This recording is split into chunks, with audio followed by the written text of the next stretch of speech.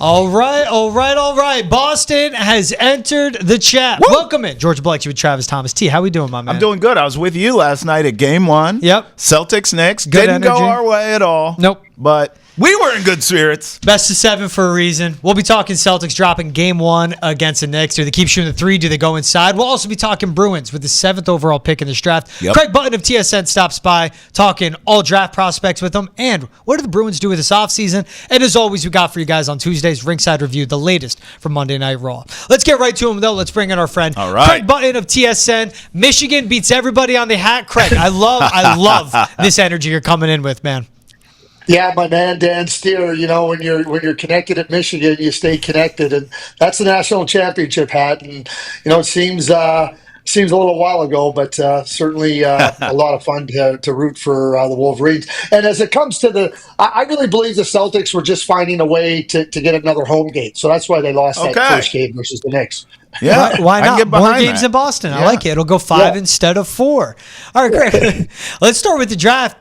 So there's a lot of ping pong balls being drawn.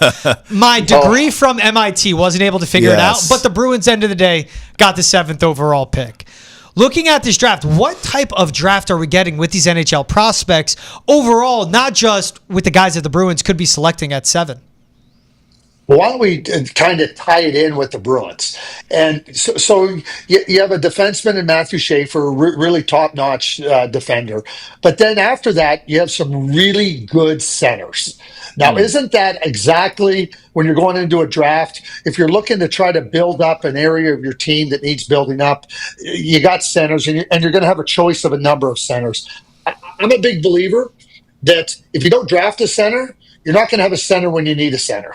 And the Bruins need some top-end centers. And I think there are top-end centers available to them at 7. And they'll have to make a choice. It's not going to just come down to one player. They'll have to make a choice, I think, between 2, maybe 3 of them. But I think it sets them up for finding that player that can anchor the middle of the ice. I mean, the Bruins were lucky over the last dozen years with Krejci and Bergeron in the middle of the ice. You had 1 and 2 covered off perfectly.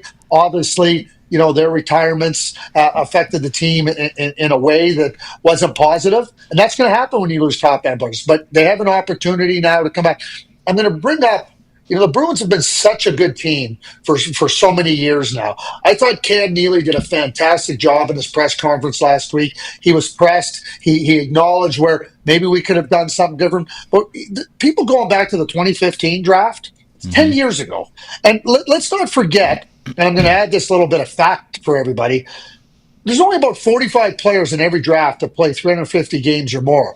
The Bruins had 2 of them. They had Jake DeBrusk and Brandon Carlo. So let's not look at it. And Ryan Leonard was a draft pick to the Washington Capitals when they were picking high. And the Washington Capitals were able to transform their team now into a really top team.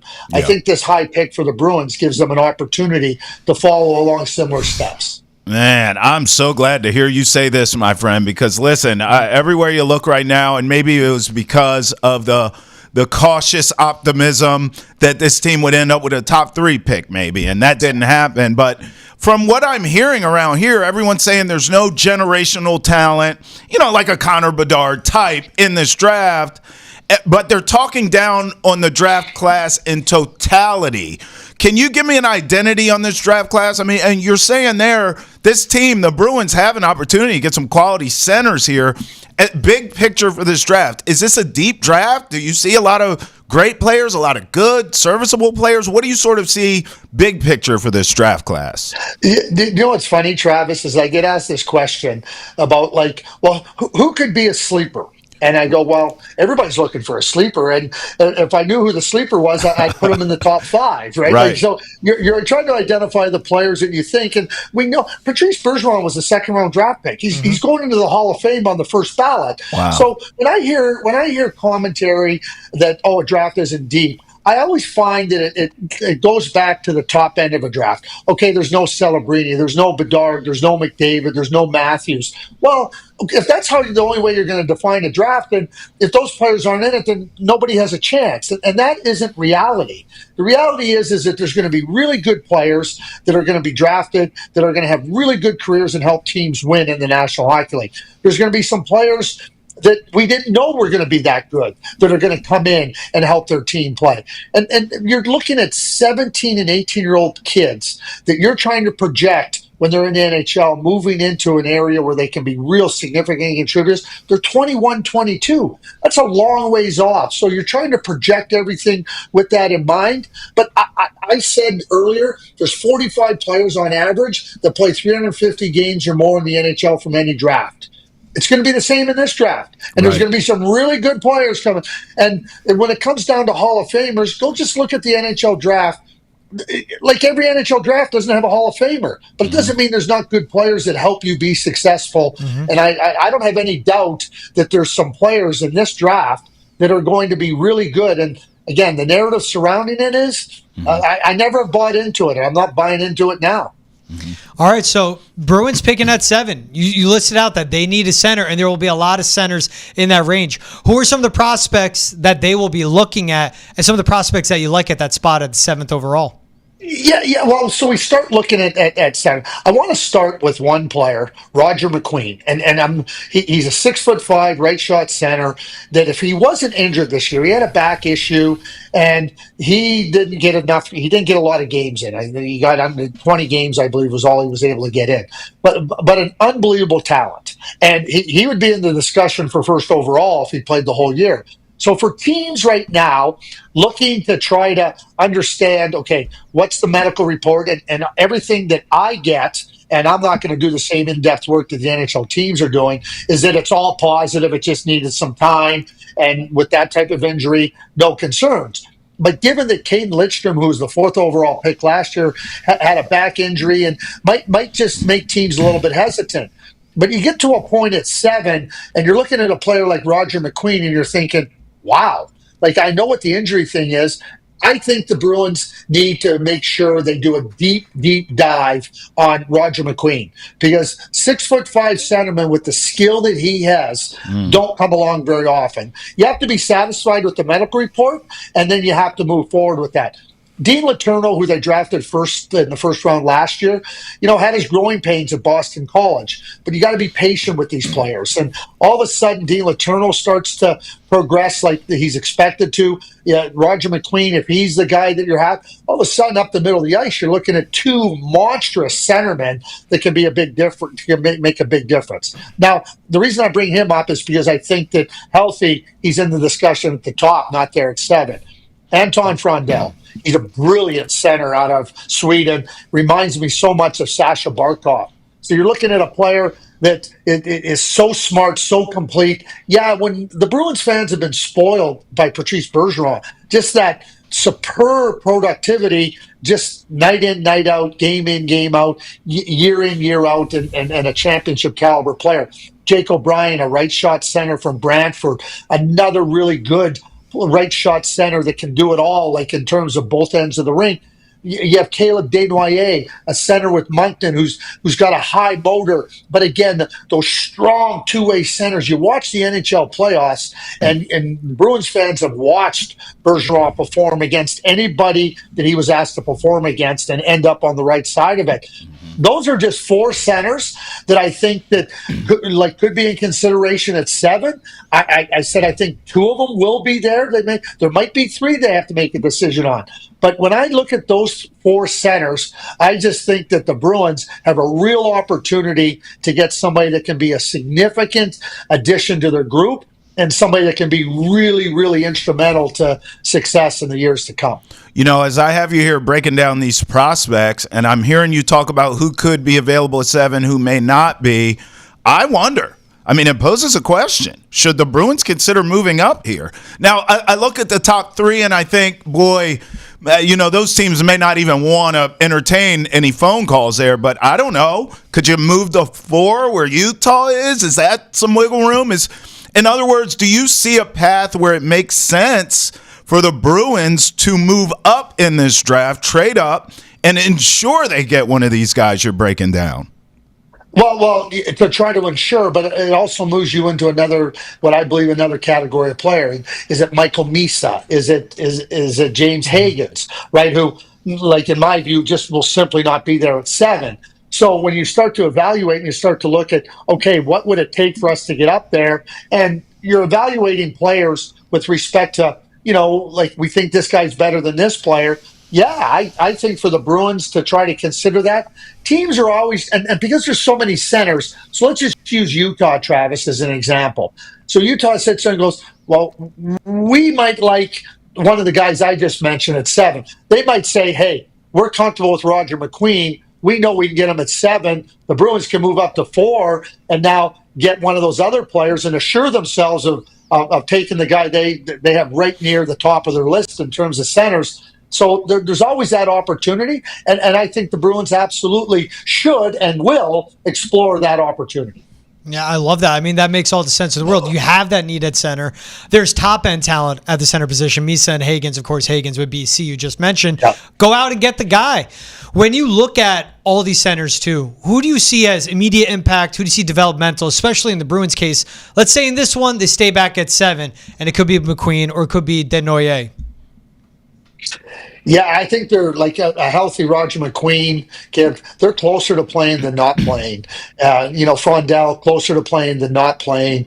So when you and when I say closer to playing, I'm talking 19. Like not next year, but 9. I mean, Anton Frondell has played in the Swedish Allsvenskan, which is the second tier league. Their team won the championship. He was an excellent player. So having that training, Desnoyers has always been ahead, and Roger McQueen, if he's healthy and everything, like he's got all the tools. And the physical ability, the physical maturity will be continuing to come for him and be good. Those 3 guys, I would say, are closer to playing. And when I want to make sure it's 19. It's not 18. It's not next season, but the year after, I think that they could be coming in and showing that they're ready to push for a spot on the Bruins. Gosh, brother, I could talk draft with you all day. I have you here. I have to ask you, can you share any stories with us? I mean, in your years of being an analyst, or also in the front office, by the way, in the NHL, like, are there any guys that you evaluated and you thought this is our guy, this is a sleeper? We talked about sleepers earlier. This is our dude, and maybe you whiffed on it. Maybe you were totally wrong, or vice versa. Maybe there was a guy you didn't think that could cut it, and they became a star. Can you share any draft stories from your own personal experience with this stuff of how you either got it right or wrong? Yeah, well, all you got to do is look at the record to see where we got it wrong, where I got it wrong. So, I'm not, who celebrates their losses? Although we were just talking about Derek Jeter talking about in his commencement speech about failure, and you learn from that. I mean, the NHL scouts are they're looking at the best players at the levels below the NHL. All the sports are. So you're drafting players, selecting players that you know have been good, and you're hoping that they can come in, and sometimes it doesn't work out. There's 2 players I'm going to mention. One just happens to be the assistant general manager of the Boston Bruins, Jamie Lagenbrunner, and watching him at Cloquet High School as a 17-year-old player, I mean, he was brilliant. And we had a high pick that year in the draft at 9, and we didn't take Jamie, but we tried to move around to see about getting a player, and not trying to try to move up, because we coveted Jamie so much. And all of a sudden, we're in this race to try to find a way to trade up, and then we said, well, maybe we'll get him with our second round pick. And lo and behold, we did.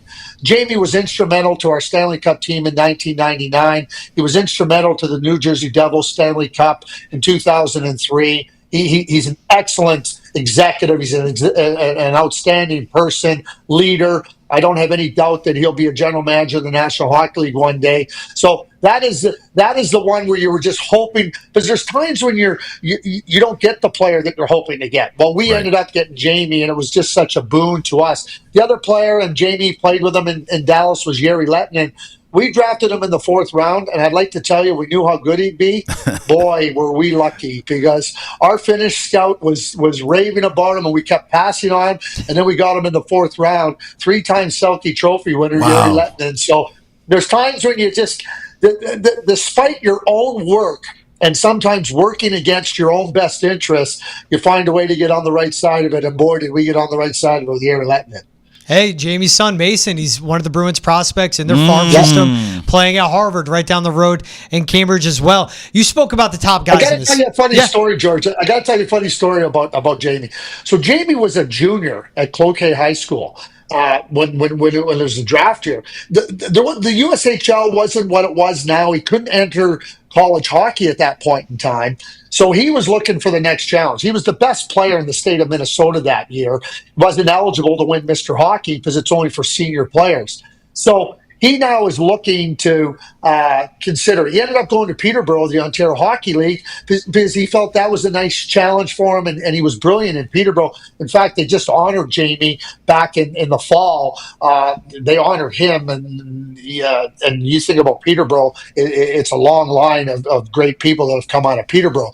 But Ron Tomasino, who was the head coach of Harvard at that time, said to me, he goes, there's no way you can't encourage somebody not to go to Harvard. And I said to Ron, Ron, I am not discouraging anybody from going to Harvard, but he's going to have to wait a year. And Jamie wanted to go and play, and we know how his career ended. So when Mason went to Harvard, and he's going to be the captain at Harvard University next year, it just took a generation for a Lager brother to get to Harvard. And so for Mason to get there, it's really good. Hey, it was a legendary Ted Donato Harvard out there playing Minnesota. Yep.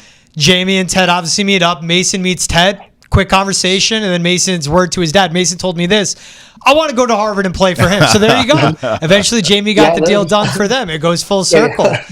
When we look at now the Bruins, we talk draft with them, we talk centers, they have that need. They also have $28 million in cap space. They need more than prospects to get this thing back on track to the playoffs and being contenders. What would be, you're the GM, you're looking at the full offseason plan, what would be your top priority, top of the list where you're going, we have to address this position group, and maybe this aspect of the team? Well, you have a really good goaltender, right? I know Jeremy Swayman didn't have his best year. Okay, so you can have an off season. It doesn't mean you're going to have two seasons that are subpar. And I don't have any question that Jeremy's an elite number one goaltender. Hampus Lindholm was hurt for a long stretch of this season. Him coming back healthy is going to be significant. You have Charlie McAvoy. He's the bedrock of the blue line. Like when you think about what the Bruins have, and I'm starting with what they have, because I think that's really important to recognize that they have some really good, strong elements and key positions covered off. Charlie, certainly, I'm a big Mason Lohrei fan. I think that he's just going to continue to progress. And so now you have these three rangy defenders that are really good, and the bedrock in Charlie McAvoy. Pasternak's a superstar. He's an unbelievable difference maker. I think they have enough of the other areas in their group that like grind and grit and physical play. They need to add more skill. They had a tough time scoring at times this year. I think the focus for Don Sweeney is to try to find more skill. I think Elias Lindholm is a really good second-line center. He'll become better with help in front of him. Instead of being asked to try to do more than he's capable of, I think that getting Elias into a good spot will help him and help the Bruins. But to be able to add some skill, to be able to add more skill into their upper part of their forward group, I think that would be a significant focus for the Bruins. We all know that is their focus. I don't think anybody would be surprised. I'm not giving away anything. Wow, geez, Craig, you just wow. Who knew? The Bruins fans know, and I think that there's going to be a lot of opportunity. Because the cap is not just going up next year. You got certainty that for the next 3 years it's going up. And now you have some cap space. They cleared out some room. And now opportunity, it's not just in the free agent market. It's also going to be in the trade market. Younger players. And I'm just putting out a name. I don't know anything. But this type of a player that you might want to explore. Trevor Zegras. He's got 1 year left in Anaheim. I think that he's got all kinds of oodles and oodles of talent.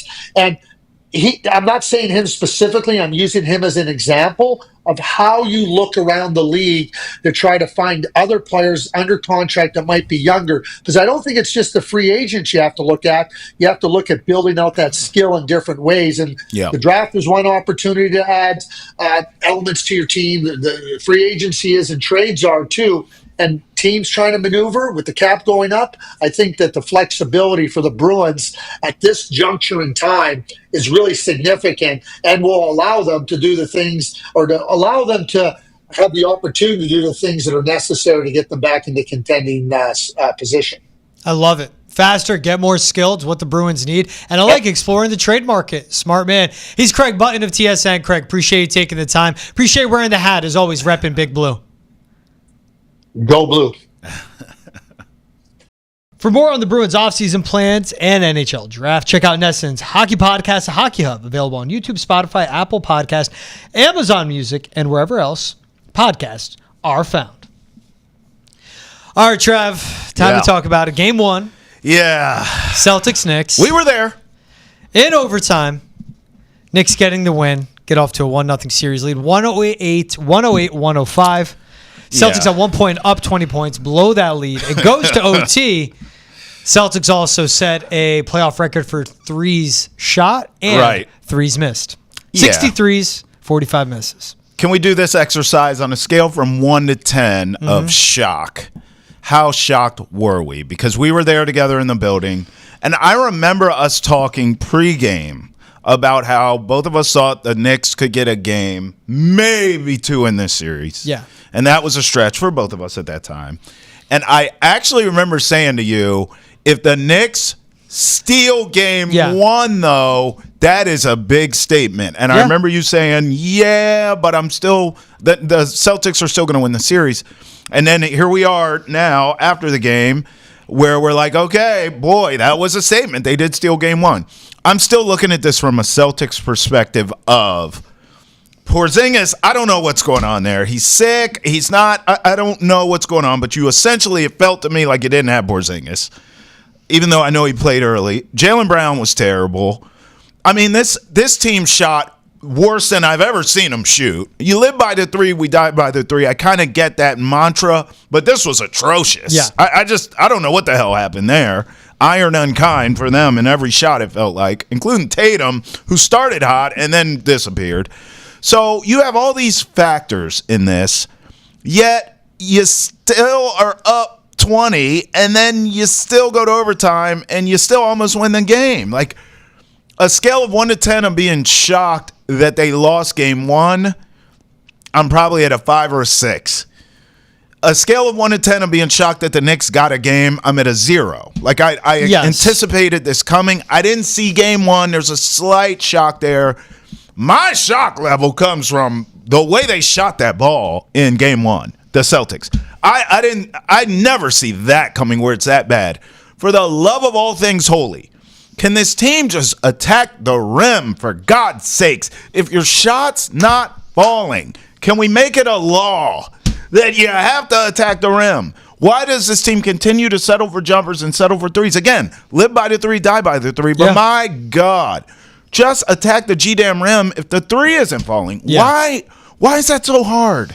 Especially the strategy they had early in the game. They got Cat and Josh Hart in foul trouble. Sure 5 minutes in, early. both had 2 fouls. Yeah. They were hunting Cat. They were going after him. And they were putting Josh Hart on an island, daring him to shoot. It was so simple and it was so smart. Anytime Jason Tatum had Karl-Anthony Towns one-on-one or Jalen Brunson, he was driving and he was shooting and he was setting them up and putting the pressure on them. And at one point, it looked like Cat early on was unraveling. They go up into the locker room with a massive advantage. Then they come out in the third quarter, 20 shots in the third, 19 from 3. They went 1 for 1 on a 2-point field goal, which is Al Horford right around the rim. They went 8 for 20 overall in the third quarter. 19 of their 20 shot attempts were from 3. Best part, Jason Tatum, Jaylen Brown were 2 for 8 on all field goals. It's just combined. Tatum 0 for 7 in the fourth quarter all around. And it goes into the team where what they are, Jason Tatum, what could have been the game-winning shot, has Mitchell Robinson on an ISO. And Mitchell Robinson looks like he's slipping on ice. Like, absolutely shook. Tough shot, contested shot. But Jason Tatum, when you have Mitchell Robinson on his heels, go at him. That was the end of regulation. He's not athletic enough to keep up with him. And you can blow right by him. Why not go at him? At worst, you get to the free throw line. No, facts. But this team, they were just bashing their head into a wall. 60 attempted threes. And Joe Mazzulla said after the game, well, there's a drop in attention to detail. Okay, that can't happen on the sideline. That's right. And you're the head coach. And what I always give him credit for is he gets them to buy in the postseason. Yes. That is you going to your guys and going, drive to the effing cup. Oh my God, you are preaching. I'm catching the Celtics Holy Ghost with everything you're saying, because I think Joe Mazzulla at this stage of his young, budding, superstar coaching career is a star, and he is a certified expert, master. He has mastered the art of motivation. Done. You're good, right? Now, the X's and O's have to get a little better here in a sense of you talking about the end of regulation, Tatum shot. Okay. The end of overtime, the shot with Jaylen Brown. I need you to draw something up for me, Joe. This is, you know what I thought about? I actually thought about Brad Stevens, because for all the things, and maybe you're picking nits, but for all the things that Brad Stevens was and wasn't as a coach, George, one thing he could do in the game, ATL. He could draw up a play. He could get you open. He could scheme a good look for you at the end of the game. When Jaylen Brown caught that damn ball at the end of overtime, and just, it was like, what was the play there? Is it just ISO Jaylen figured it out? It looks like he wasn't expecting to get the ball at all, especially with Bridges on him. And I'm saying, I need something here. You have all these stars. This is a big moment. You're at home. Draw up something. I felt like I missed Brad Stevens in that moment, and I don't think Mazzulla, from what we've seen, is great at that yet. Not saying he can't grow. Not saying, right? But like we gotta get better there, Joe. So I'm so glad you went there, because I didn't even really think about that until you just brought it up. The end of regulation, you're right, but the end of overtime is the one that really ticked me off. And it was even, this is coming off how they beat the Magic, where they were attempting under 43s a game. They only made 9 in their Game 4 win. It was mind-boggling seeing the Celtics win that way. But they know they can win by going inside. Here's Jaylen Brown after the game talking about how they were overshooting from 3. I don't think it's hard at all. It's just being able to recognize it, just being poised enough to recognize when to take it and when not to take it. I don't think we did a good job of that tonight, of like seeing the game, understanding the game. It's just like we were just firing it up for whatever reason, you know. And we gotta find them better in rhythm. Get to the paint, get a paint touch, you know, get to the free throw line, and those threes feel a little bit better. But we'll look at it. Obviously, we was excited, came out to start the second round of the playoffs, but we got to play with more poise than we did tonight. Says that was him talking about, you know, you notice your shot's not going down. Are you going to make any adjustment? He's right. I just go back to last year's playoff run. Game 2 against Miami. Heat won. They shot 54% from 3. Celtics only shot 37%. Game 2 against the Mavs. They lost. Against the Cavs, excuse me. Boston shot 22% from 3. Cavs shot 46%. Game 4 in the finals against Dallas, Boston lost. Dallas shot 41% from 3. In this one, the Knicks shot 46% from 3. The Celtics shot 25%. Gosh. They go with the law of averages over a 7-game series. They want to shoot 50-plus threes. Yes. And they know law of averages that they're going eventually to hit more threes than their opponent. Absolutely. And then they can't keep up. But what gave me confidence from the Magic series was, if their shot wasn't falling, it was broke in the third quarter. Tatum's shot was absolutely broke the whole second half. Yeah. Settles for that 3. They showed they can adapt on the fly to attack inside. There was none of that adjustment made. That's right. And that's what confused me. Yeah, it was almost like the contingency plan here for if you're not shooting well is to just shoot out of it. Shoot out of it. Where I agree with you. I just think it should be a mandated, automatic, our shot's not falling. It's not that we won't come back to it. But for now, let's attack the rim. Let's get into a rhythm and then go inside out. Then maybe by doing that, we get guys in foul trouble, to your point. You know, you're scoring still, and then you can extend out to the three-point line again and see if it'll fall this time. I just think, you know, leaning and depending on the 3, my God, I don't know, man. I think at some point this could haunt them. It won't be this series. Yeah. I don't know if it's the Thunder in the finals. I don't know if it's the Cavs next round if they even see them. But at some point, you're going to run into an issue where you can't live and die by the 3, A, and B, you got to be better late game situationally than what we've seen from this team. Yeah. Here's also Jaylen Brown, another post-game soundbite from him. Again, talking about how they were shooting so many threes and the shot wasn't there. Yeah, in those moments when the other team got momentum, we can't just fire up threes. To break up momentum, you got to get to the free throw line, get to the paint, get to the basket, maybe get a easy 2, you know what I mean, hit some free throws, and then maybe the next 3-pointer feels a little bit better. I feel like we just settled in the second half a lot, but we'll look at it and we'll make adjustments. Again, get to the free throw line, find a shot. That's even Jason Tatum, how he said the nights where he's getting 40, 50 points, he knows his free throw is instrumental in all of that. And there's also, again, the adjustments. Late in the game, defensively, the execution. Al Horford was left out there on an island on the perimeter against Jalen Brunson time and time again. And right when I'm watching, it was back-to-back possessions, Jalen Brunson hitting big threes. It goes, blitz him. Stop putting old man Al out there. He can do many things. He cannot be isolation defender on the perimeter. They finally blitz. It causes a turnover by the Knicks. They get a stop. It was just the late adjustments. I'm not worried about the team. It's game 1. I still think they end up beating the Knicks confidently. I think they win in 5 or 6. You're still 5? Okay. I'm still confident with it. I think I'm punting on 5. I think I'm good with 6. The lack of adjustments on the fly. Midway through the third, Celtics are up 20. And you're looking at the box score. Jalen Brunson has 11 points. One other Knicks player's in double digits, maybe at that point. And it's basically the Knicks were just Celtics were taking their turns on who's scoring. Multiple guys, 12, 13 plus points, and then it all just unraveled. It is just unfathomable. I don't think it happens again. I also think it's coming out of a Magic series with a long break, 5 days off. Magic series where you couldn't shoot the 3, long break. Yeah. The shot was off. Right. And the Knicks got to the point they were daring him to shoot. Magic chased him off the perimeter. Once Tibbs recognized their shot's not falling, he's like, let him shoot. Go ahead. Which is crazy to think about. But, yeah, that's exactly what happened. I'll go this route. I think game 2, tomorrow night, I'm going to go Celtics. I still think all these games are going to be close, guys. I'll go Celtics 109, Knicks 105. I still... sometimes we see from the Celtics team the shot's not falling in one game, and then the next game they blow the damn doors off of you. I don't see that happening. I'll be honest, I don't see any blowouts in this series at all. The Knicks are that tough. Brunson's just forget it. I mean, he's tougher than $2 steak tips. Yeah. He's ridiculous. I'll go 109, 105, C's, even up the series, win game 2. But all these games are going to feel like heavyweight fights, I think. Back at home, the Celtics are such a better team. They just got to know to adjust on the fly. This maybe humbles them a little bit. You think little blowout? Game 2, 112, 102. 10-point win for the Celtics. I wouldn't call that a blowout. I would say that's convincing. Yeah. Fair? Yep. Okay.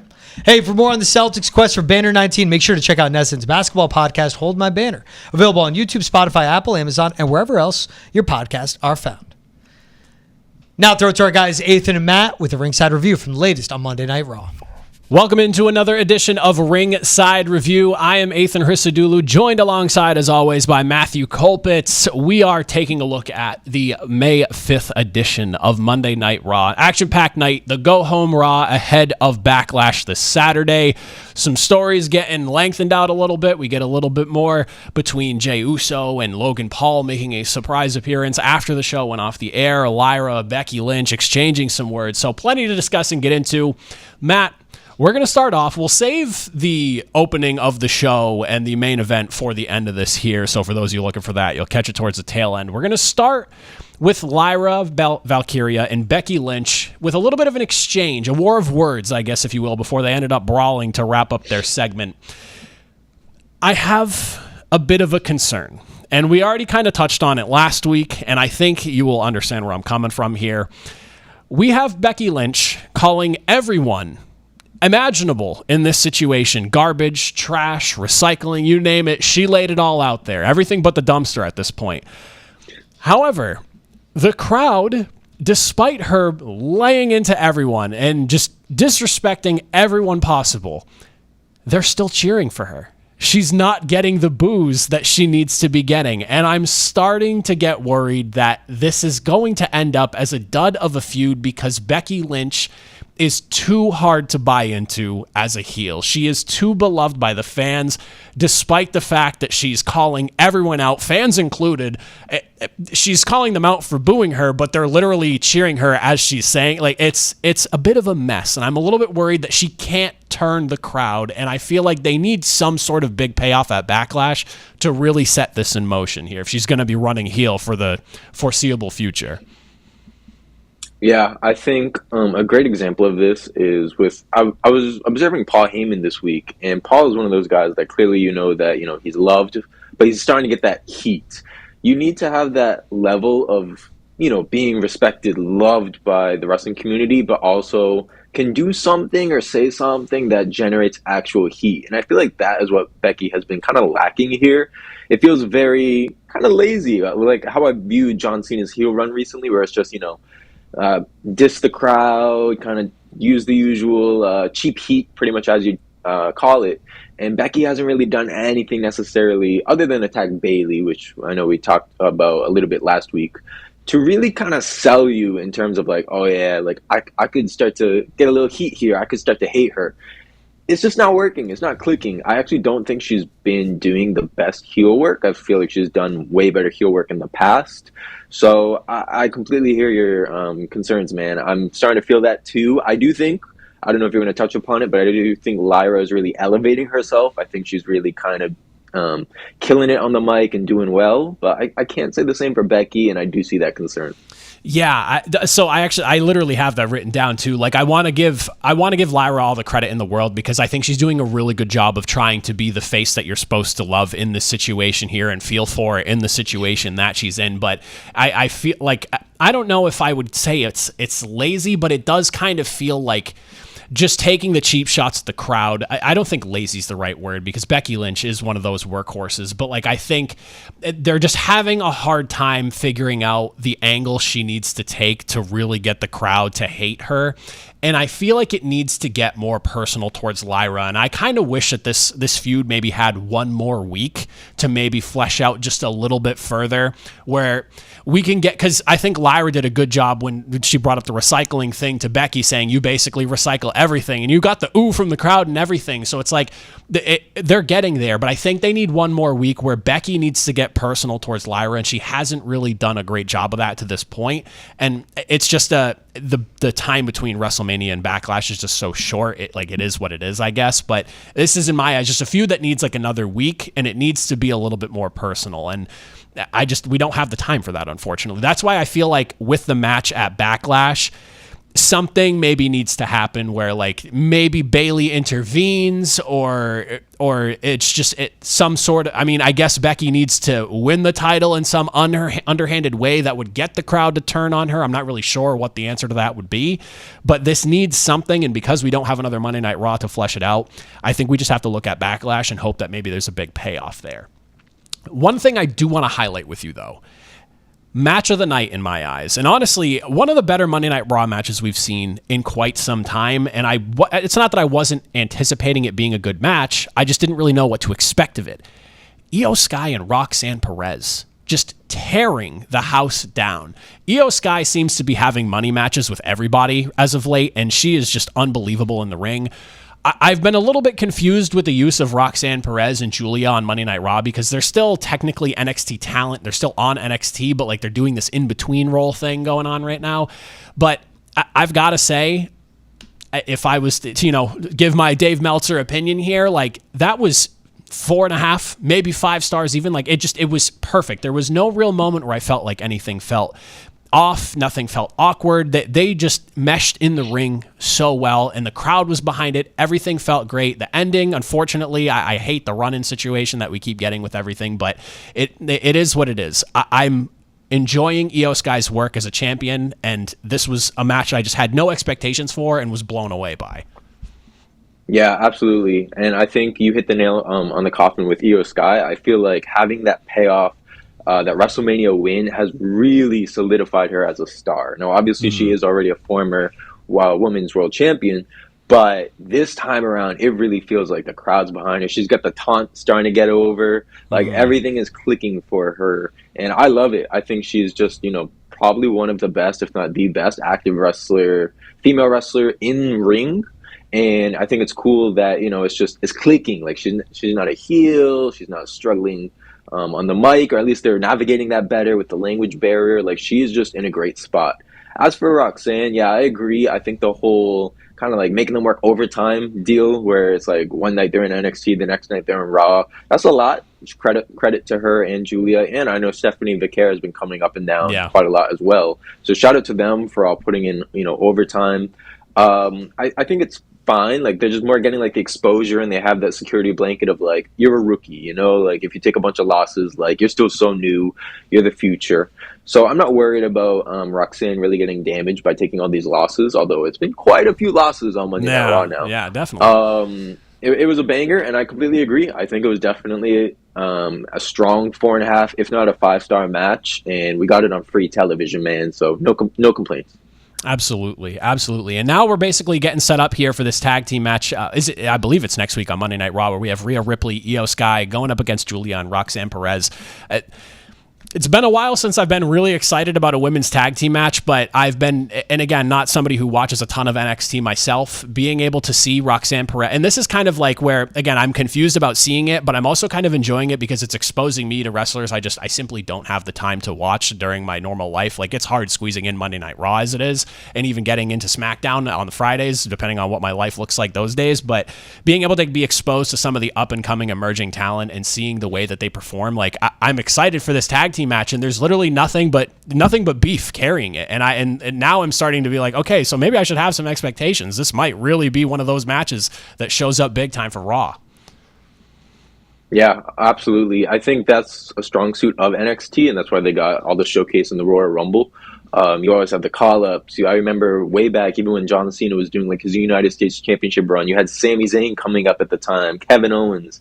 The NXT excitement and just overall program is definitely one of Triple H's like highlights. Like, he has done that right for the past decade.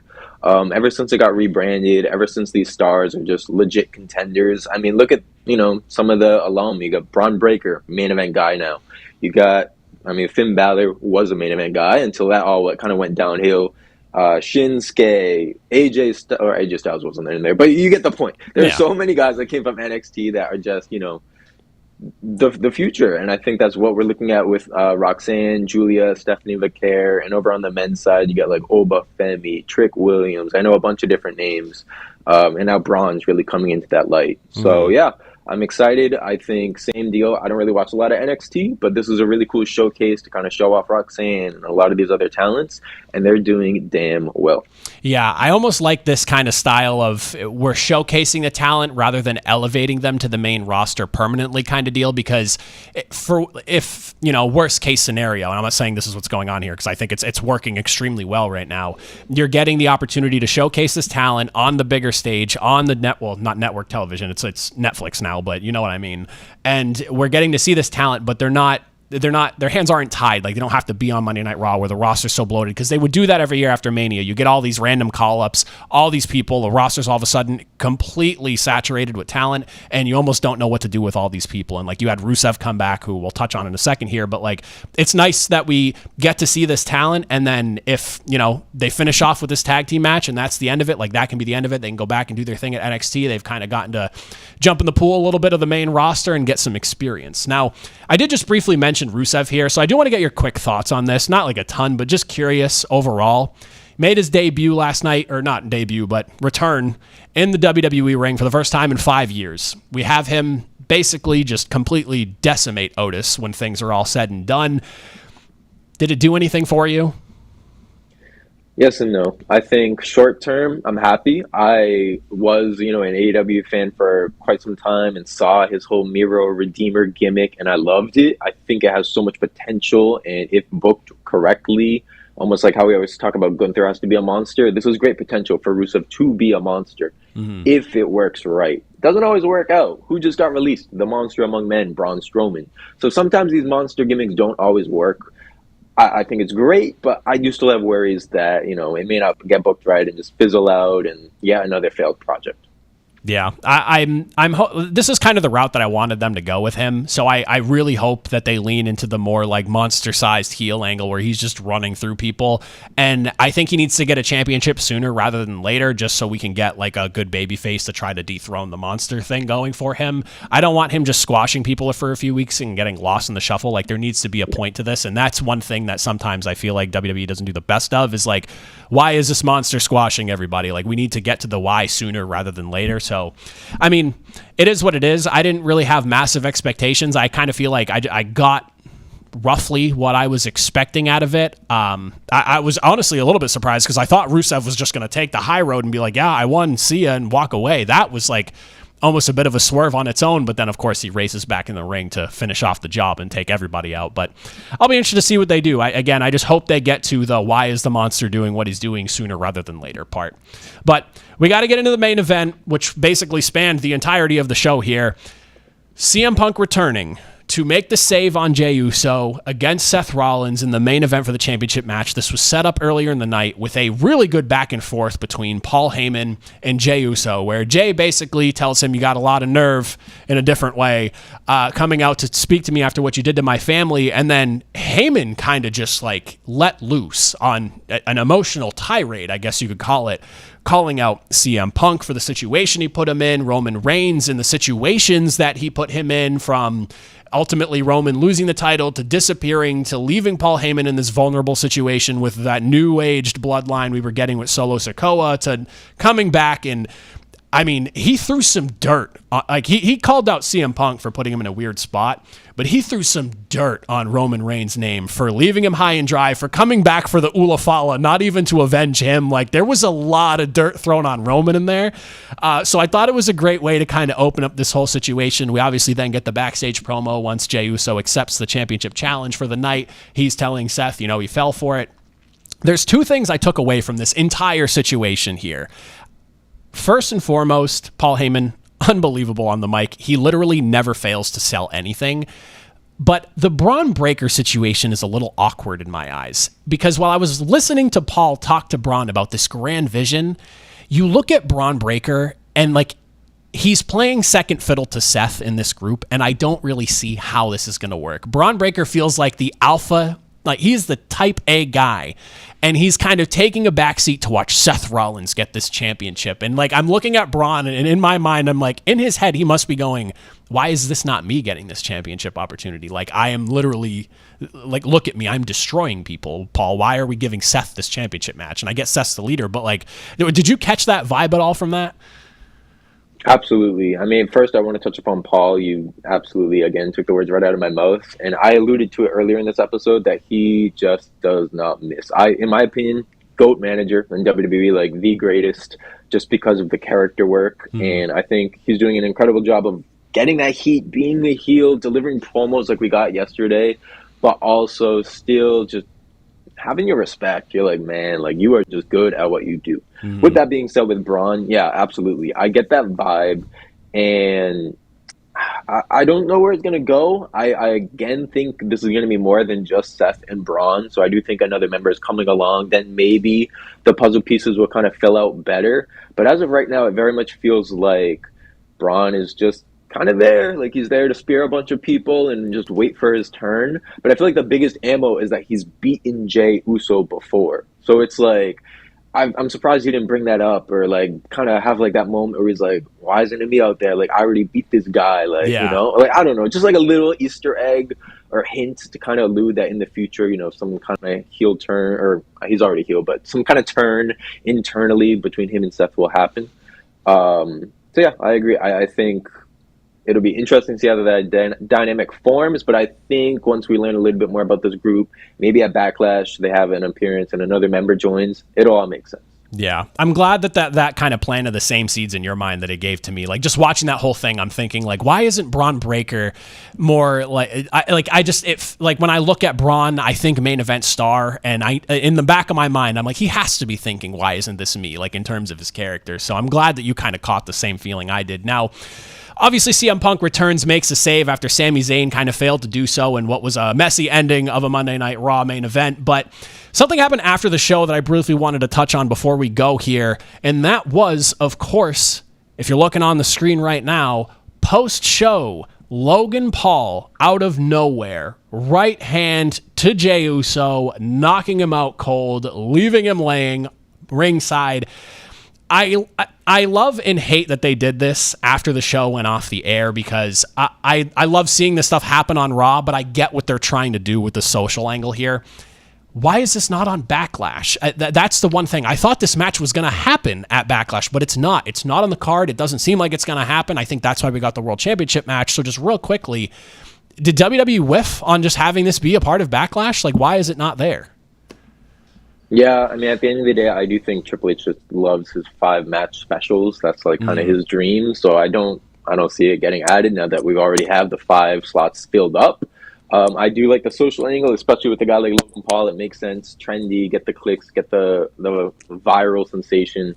But I have seen some rumors that maybe it's getting pushed to Saturday night's main event. I don't know when that falls date-wise, but that's where I think I see it going. But yeah, I'm definitely was surprised that it was not on Backlash. It was being heavily advertised. Yeah, that's a really good call on your part now that I'm thinking about it, because I believe it's like the last Saturday of the month or close to the end of the month, something like that. So we do have that Saturday night's main event coming up. That is a good call there. He pushed that main championship match to then. But that's going to do it for us. That's all we have for this past Monday Night Raw. Matt, as always, pleasure discussing wrestling with you all. Thank you again, as always. You made it to the end. Greatly appreciate it. We'll see you all next time for another edition of Ringside Review. All right, that's it for the chat. George Balekji, Travis Thomas. Appreciate you guys making us a part of your day. Shout out Craig Button. Shout out Matt and Ethan with the Ringside Review as well. We'll see you guys same time, same place tomorrow. Have a good one, everyone.